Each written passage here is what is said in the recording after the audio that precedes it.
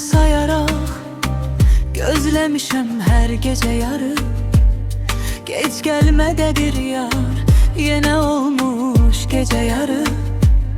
Gözler asılı, yok ne karaltı ne de bir ses. Batmış kulağım görne döşürmeyi dediğden bir kuş ayıram.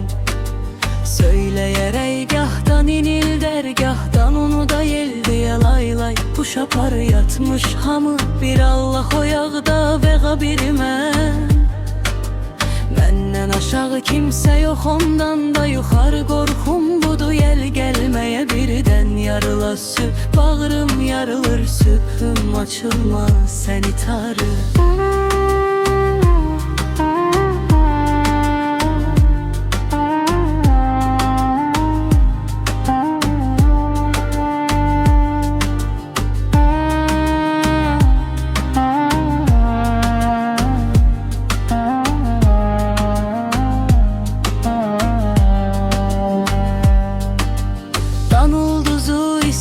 Çıxa göz yalvarı çıkma. O çıkmasa da ulduzumun yoktu çıkarı. Gelmez tanıram bəxtimi indi ağarar süp. Qaş böyle ağardıkça daha başta ağarır.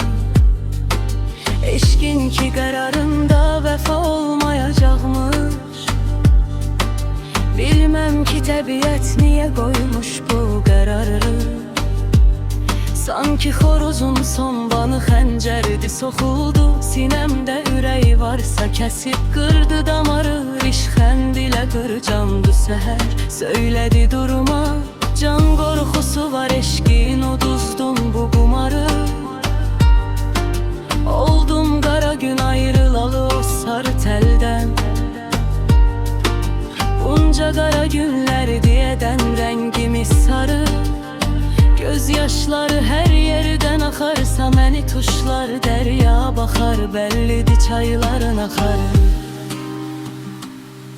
Əzbəs məni yaprak kimi hicranla saraldı. Baxsan üzüne sanki kızıl güldü kızarı.